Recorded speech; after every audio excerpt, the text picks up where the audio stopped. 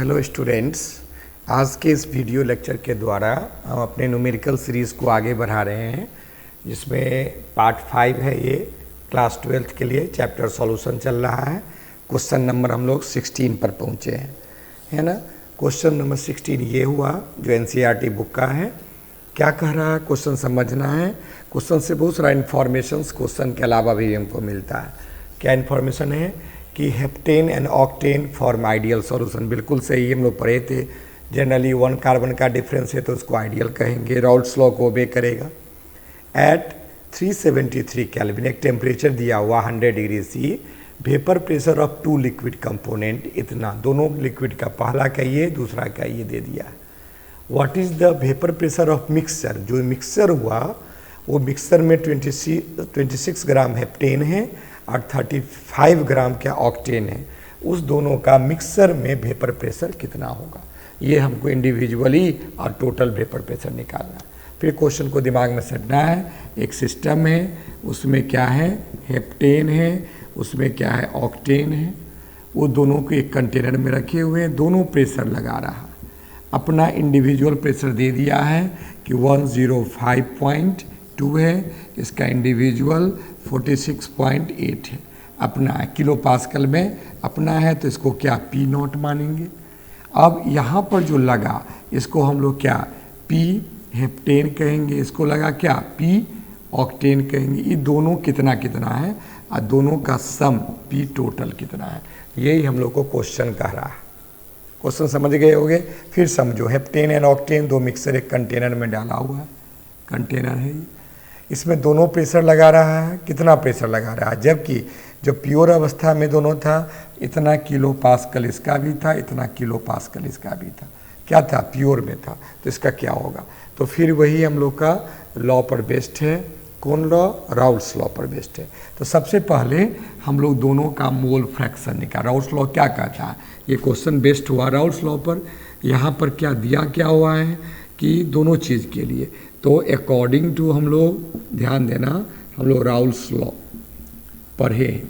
क्या पढ़े कि P जिसका निकालना है पार्शियल प्रेशर, P जो है हेप्टेन का बराबर क्या होगा, मोल फ्रैक्शन ऑफ हेप्टेन, उसमें हम लोग मल्टीप्लाई कर देंगे P नॉट किसका, हेप्टेन का।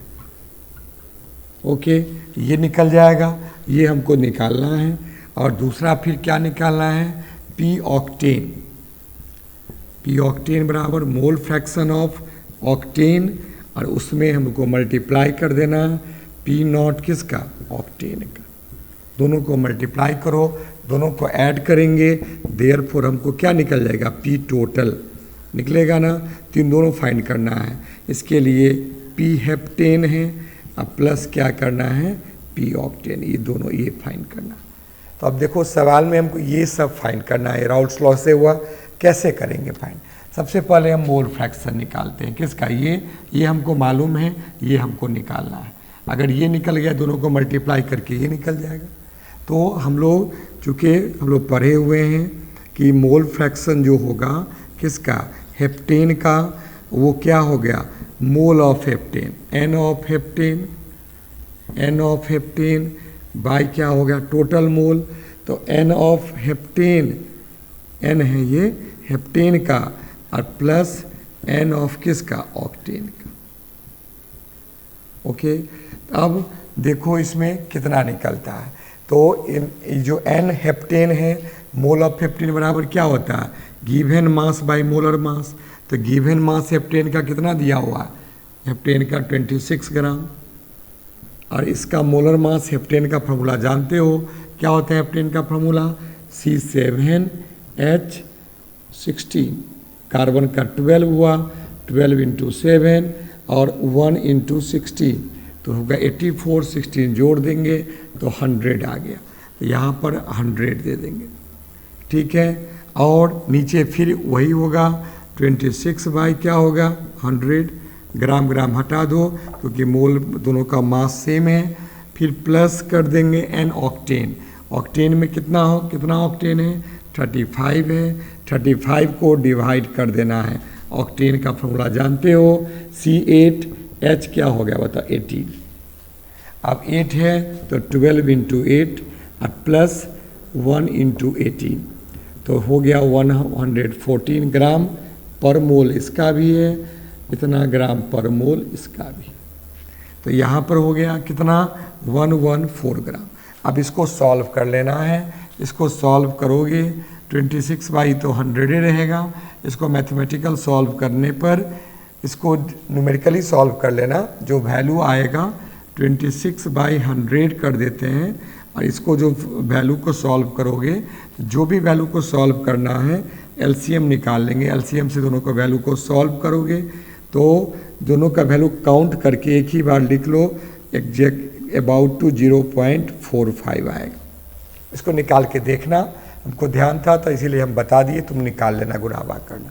तो ये किसका निकल गया, हेप्टेन का। देयरफॉर बताओ ना x, अगर हम ऑक्टेन का निकालेंगे, परे हो दोनों का मोल फ्रैक्शन 1 होता है, तो अगर 1 होगा तो 1 में से 0.45 घटा देंगे तो क्या हो 0.55 आ गया। हो गया, दोनों का मोल फ्रैक्शन निकल गया, दोनों का ये निकल गया। अब हमने फार्मूला पर बैठा दो। हम लोग का फार्मूला क्या है, इसका निकालना है। इसके लिए हम लोग यूज़ करते हैं, देखो क्या यूज़ करेंगे, इसका x निकल चुका है। x कितना निकला है बताओ, निकल चुका है 0.44 है। और दूसरा हमको देखना है इसमें और क्या निकला है, जो x.44 है। तो दोनों का वैल्यू को हम पुट करेंगे, तो पुट करेंगे तो P नॉट हमको दिया हुआ है कितना 105.2, इस सॉल्व कर देंगे, इतना क्या होगा किलो पास्कल, ये निकल जाएगा।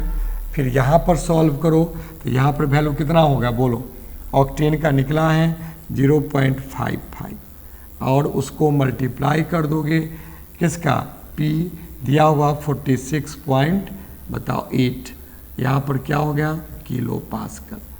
अब दोनों को ऐड करो, अब दोनों को जो ऐड करोगे इसका वैल्यू निकल जाएगा, ये तो 47.97 किलो पास्कल, इसका वैल्यू निकल जाएगा।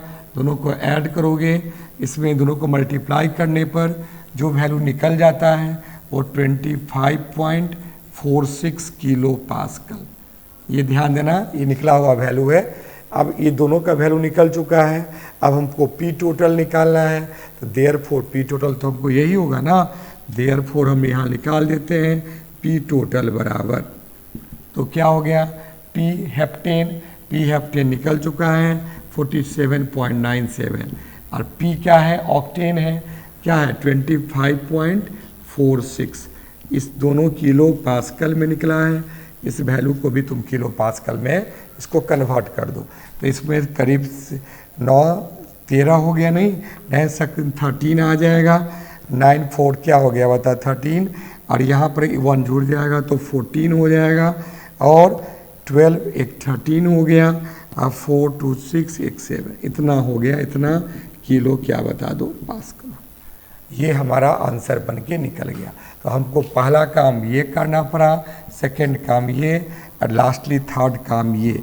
लेकिन ये तीनों काम करने के लिए हमको मेन काम क्या, ये हेप्टेन का और ऑक्टेन का दोनों का निकालना पड़ा। तो ये वैल्यू से निकाल के हम आंसर को पुट कर सकते हैं। ये क्वेश्चन नंबर 16 हुआ। अब हम लोग नेक्स्ट क्वेश्चन पर चलते हैं। ओके, उम्मीद करते ज़रूर समझ गए होंगे, कोई डाउट तो पूछना है। हाँ, अब क्वेश्चन नंबर क्या है 17। देखो 17 देखना है, छोटा क्वेश्चन छोटा सा ही है लेकिन बहुत सारा इन्फॉर्मेटिव क्वेश्चन, बहुत अच्छा इन्फॉर्मेशन देता है। देखो सबसे वेपर प्रेशर ऑफ वाटर, तो इसका मतलब यहाँ पर क्या दिया हुआ, ये वाटर है तो इसका मतलब पी नॉट दे दिया है, वाटर केवल है ना, तो कितना P naught 12.3 kilo pascal at 300, temperature दिया है 300 kelvin. Calculate the vapour pressure of 1 molar solution of non volatile solute. तो इसका मतलब क्या हुआ, 1, यही मेन समझना, 1 molar solution of, solution means क्या हुआ, इसका मतलब मीन्स ध्यान देना, मीन्स है कि 1 मोल ऑफ सॉल्यूट जो भी है इन 1000 ग्राम ऑफ सॉल्वेंट। सॉल्वेंट यहाँ पर क्या है? वाटर। इसका मतलब निकल गया दो कंपोनेंट निकल गया। एक 1 मोल ऑफ सॉल्यूट, तो 1 मोल ऑफ सॉल्यूट तो n निकल गया किसका? n सॉल्यूट का। कितना मोल? 1, वैल्यू बस निकालना नहीं। और क्या है? n निकाल लेना है। दूसरा क्या चीज़ का? वाटर का, है ना। तो n में नहीं, वाटर का n मोल बराबर क्या होता है? Given mass by molar mass. पानी का गिवन मास कितना है बताओ? 1000 ग्राम है। और पानी का मोलर मास कितना होता है? तुम लोग जानते हो, 2 + 16 18 ग्राम। कट गया तो इसका 55.5 आएगा। ये दोनों का मोल निकल चुका है। अब हमको लगाएंगे अकॉर्डिंग टू कौन प्रॉपर्टी? Colligative property. लोग पढ़े हैं कॉलिगेटिव प्रॉपर्टी का फॉर्मूला अगर लगाते हैं, कौन प्रॉपर्टी कौन तरीका से बनेगा? RLVP, relative lowering of vapour pressure. तो फॉर्मूला क्या था? P0 minus PS by P0 equal to क्या था? W2 माने क्या? मोल ऑफ सॉल्यूट बाई क्या था? Mole of solute plus mole of solvent. यही था ना, मोल फ्रैक्शन था। अब सारा वैल्यू तुमको मालूम है, पुट करो। अब हमको निकालना है, देखो जो नहीं मालूम वो निकालना है। पहले P0 दिया हुआ है 12.3 है, PS निकालना है, छोड़ दो। फिर यहाँ 12.3 कर देना है। N2 number of mole of solute, 2 मैंने सॉल्यूट का मोल दिया हुआ 1। अब फिर सॉल्यूट का 1 और सॉल्वेंट का भी निकल गया है 55.5 निकल चुका है। अब इसको सॉल्व करो, और सॉल्व करोगे तो 12.3 बाई 12.3 आ गया। फिर माइनस PS बाई 12.3 कर सकते हैं, बोलो हाँ या ना? कर सकते हैं। 1 बाई क्या हो गया? 56 पॉइंट क्या हो गया? 5। पहले 1 बाई 56.5 का और सॉल्व करो इसको, इसका वैल्यू 1 आया। PS बाई 12.3 इसको सॉल्व करोगे 56 है, 0.017 आ जाएगा। अब ये यहाँ तक सॉल्व हो चुका है। अब हम इसको ऐसे कर सकते हैं, इस वैल्यू को इधर ले आते हैं, तो यहाँ 1 में से हम लोग क्या सब्सट्रैक्ट कर लेते हैं? किसको? यहाँ पर 1 इसके वैल्यू को यहाँ पर ले गए तो माइनस आ गया, इस वैल्यू को उधर ले आते हैं तो 0.017। ठीक है, उस वैल्यू को उधर ले चलो तो यहाँ पर क्या होगा? PS बाई 12 पॉइंट क्या बताओ? 3। अब इसको सॉल्व कर लो, इसका 0 पॉइंट कितना हो गया? 9 आ जाएगा। 7 0 0 है, 10 में से 0 में से गया 7 तो हो गया क्या? 3। फिर 9 आ गया, 9 में से 1 गया तो कितना हो गया? 8। और ये नहीं, इतना आ गया equal to PS by 12.3। Therefore PS बराबर कितना हो गया? 12.3 मल्टीप्लाई बाई 0.983। इसको सॉल्व करोगे तो 12.08 किलो पास्कल आ जाएगा। यही है, जिस किलो पास्कल में था तो ये किलो पास्कल में आंसर आ गया।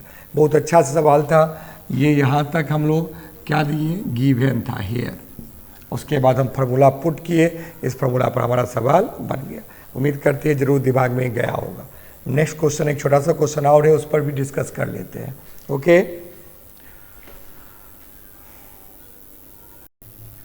हाँ, अब ये क्वेश्चन नंबर 18 क्या कह रहा है, ध्यान देना कि calculate the mass of non volatile solid, यानी W2 निकालना है, जिसका मोलर मास MM ने मोलर मास दे दिया है इतना, which should be dissolved in 114 gram octane. अभी पढ़े ऑक्टेन, ठीक है। To reduce the vapour pressure to 80%।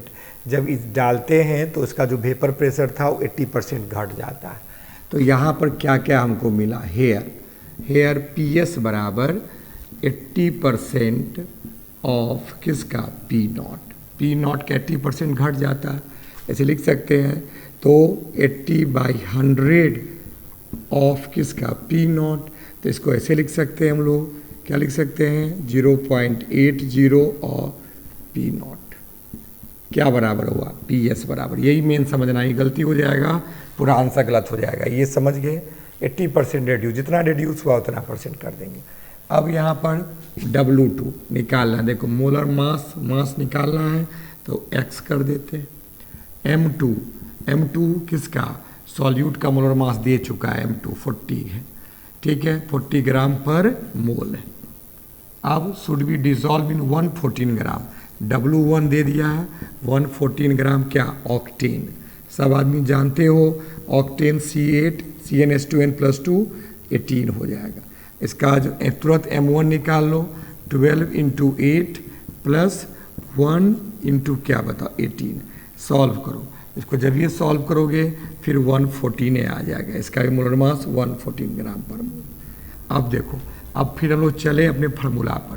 तो हम लोग जानते हैं according to RLVP, relative lowering of vapour pressure, P0 minus PS by P0 equal to W2 by क्या M2, अब बाई में W2 by M2 into M1 by क्या बताओ W1।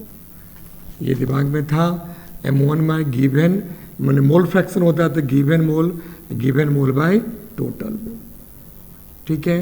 तो गिवन मोल हो गया इतना, गिवन मोल सॉल्यूट का इतना, अब सॉल्यूट का फिर given solute plus given mole of solvent, solvent का मोल क्या हो गया W1 बाई क्या बता दो, दोनों का मोल को हम लोग क्या किए, ऐड किए, है ना। Given mole by given mole plus given mole solute का गिवन मोल सॉल्वेंट का, दोनों को ऐड कर दिए।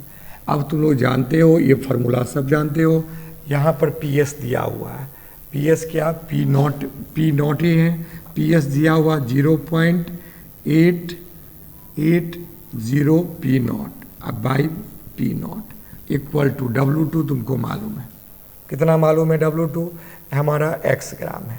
तो यहाँ पर x है, x बाई 40 कर देंगे और नीचे फिर क्या करेंगे x बाई क्या बताओ 40, अब प्लस इसमें क्या होगा W1 बाई M1, तो ये भी 114 है, ये भी 114 है, तो 114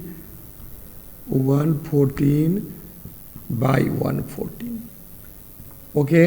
अब इसको सॉल्व कर लो, इसको सॉल्व करोगे तो यहाँ पर इसमें से इसको सॉल्व किया 0.20 P0 और नीचे में भी P0 है। अब यहाँ पर सॉल्व किए तो x बाई क्या हो गया बताओ 40, नीचे में भी x बाई क्या 40, अब प्लस क्या हो गया 1। अब इसको सॉल्व कर लो, इसको सॉल्व करोगे ये तो कट जाएगा, तो यहाँ 0.20 आया, यहाँ x बाई क्या आया 40 और नीचे में LCM निकाल लो, LCM कितना है 40 और यहाँ पर हो गया x और यहाँ 1 × 40, यहाँ 40 आ जाएगा, बोलो हाँ या ना, इतना आ गया, कितना इक्वल टू 0.20 इक्वल टू।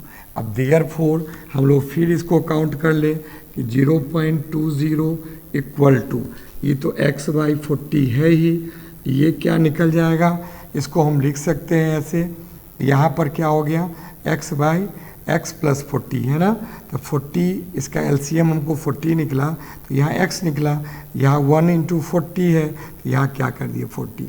अब इसको सॉल्व अगर कर देते हैं तो यहाँ पर x ये ऊपर चला गया, यहाँ x प्लस 40 कर दिए, अब बाई क्या हो गया 40। अब इसको सॉल्व करो 0.20 x बाई 40 और ये 40 ऊपर गया, नीचे आ गया x प्लस 40। अब सॉल्व करो 40 तो कट गया, 0.20 x, अब x बाई क्या है x प्लस 40। अब क्रॉस मल्टीप्लिकेशन करो 0.20 x प्लस क्या 4 दूनी 8 हो गया, 0 पॉइंट कितना होगा 8, ओके 0.8 हो गया। अब यहाँ पर हो गया जब ये 0.8 किए तो 800 हुआ ना, 48 पर 00 2 अंक के बाद 0 आ गया, तो यहाँ पर क्या हो गया बताओ 8.0 इक्वल टू क्या हो गया बता दो x। अब x को एक तरफ कर लो, ये 20 को उधर 8 इतने रहने दो, यहाँ 1x माइनस 0.20x, तो equal to 8 equal to 0.8x, therefore x equal to 8 by 0.8 equal to क्या हो गया 10, हैंस W2 इक्वल टू कितना ग्राम हो गया 10 ग्राम। यही हमारा आंसर हो गया, यानी 10 ग्राम जब मिलाएंगे तो वेपर प्रेशर को घटा देगा कितना परसेंट 80% है ना, जिसका मोलर मास कितना है 40। तो ये सवाल हमारा इस प्रकार हम लोग इस प्रॉब्लम को क्या किए, सॉर्ट आउट किए। छोटा सा सवाल था लेकिन बहुत अच्छा था। इसमें स्टूडेंट एक्चुअली गलती कर देता है, यही निकल नहीं पाता है। जब ये नहीं निकल पाएगा तो पूरा आंसर ही गलत हो जाएगा। ओके, उम्मीद करते हैं तीनों प्रॉब्लम तो लोग बढ़िया से सीखे होंगे। अगर कोई डाउट तो चैट बॉक्स में ज़रूर डालना, कमेंट बॉक्स में। कोई प्रॉब्लम अच्छा लगा होगा तब भी डालना है, कैसे अच्छा से सीखिए तब भी डालना है, कोई कहीं किसी स्टेप में प्रॉब्लम है उसको भी डालना है। ठीक है, थैंक यू फॉर वॉचिंग।